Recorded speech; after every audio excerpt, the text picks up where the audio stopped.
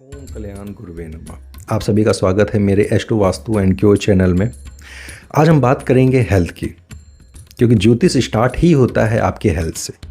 अगर हम 1 से 12 हाउस तक देखते हैं तो पहला हाउस जो लगन होता है वो आपकी हेल्थ को दिखाता है। अगर हम ट्रेडिशनल एस्ट्रोलॉजी पंचांग की बात करें तो उसका जो डे अंग होता है वो आपको दिखाता है आपके स्ट्रेंथ को, आपकी इम्यून सिस्टम को, वो आपकी हेल्थ को दिखाता है।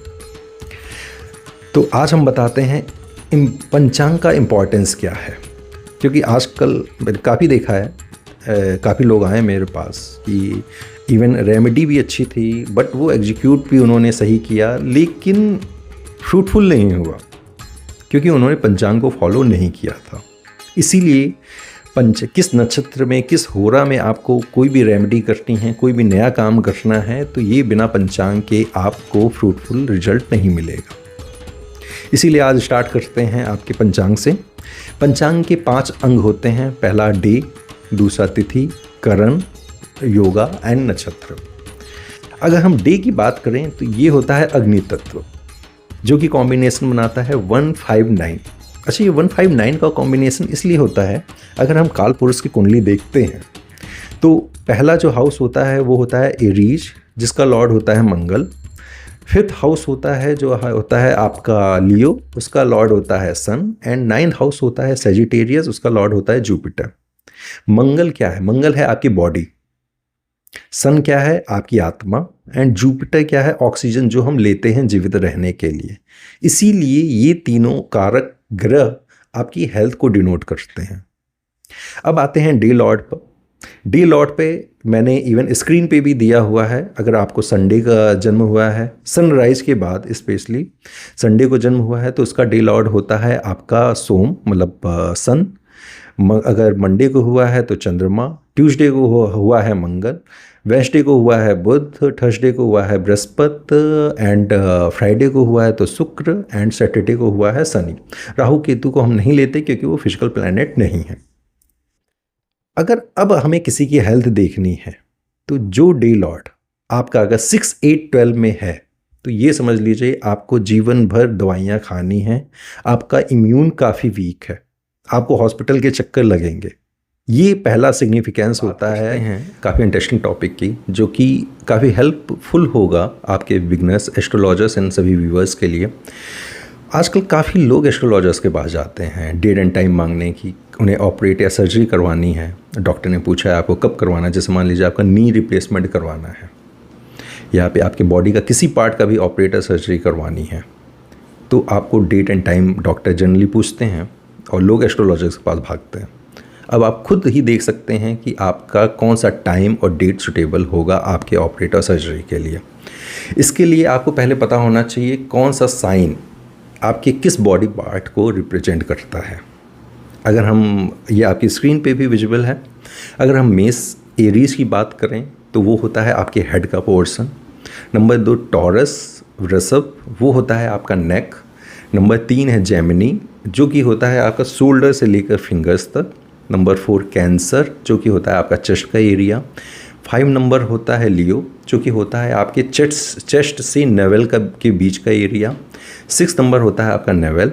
7 नंबर होता है आपके जहाँ पे आप बेल्ट बांधते हैं। 8 नंबर होता है जेनिटल पार्ट। 9 नंबर होता है थाई। 10 नंबर होता है नी। 11 काफ मसल्स एंड 12 होता है फिट, आपके पैर का एरिया। तो ये बॉडी पार्ट्स आपके 12 साइन को रिप्रेजेंट करते हैं। अगर आपको क्रॉस चेक या डबल चेक करना है, आप अपनी कुंडली निकालिए, कभी भी आप देख लो आपका मंगल जिस भाव में बैठा है, जिस राशि के साथ बैठा है।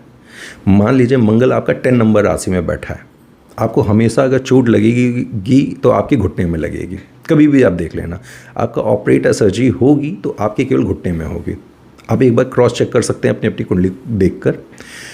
अब आते हैं कब ऑपरेशन या सर्जरी नहीं करवानी चाहिए।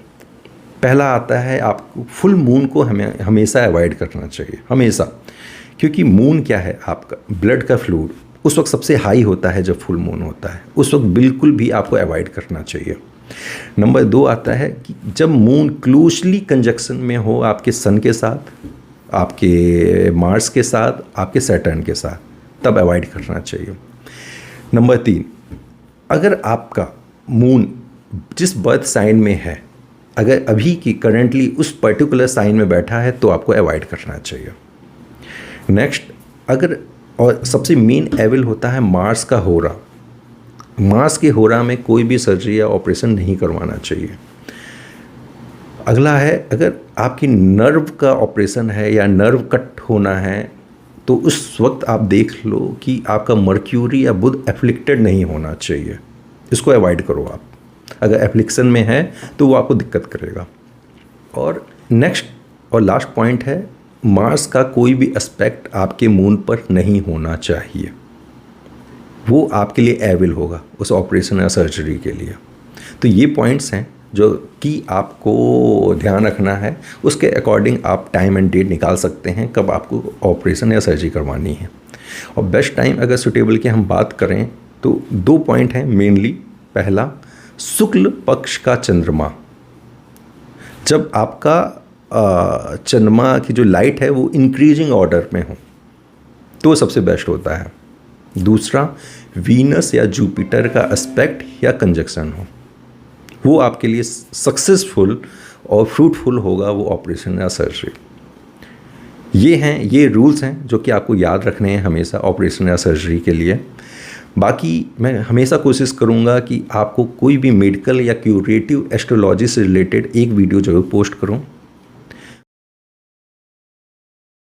गणेश जी करें आप सभी स्वस्थ और सुरक्षित रहें। हाँ, अगर आपको कोई डिसीज है जो काफ़ी मेडिसिन लेने के बाद भी रिकवरी नहीं हो रही है या फिर फास्ट रिकवरी चाहिए, आप मुझे दिए हुए कमेंट बॉक्स में व्हाट्सएप नंबर पे ज़रूर टाइप करें।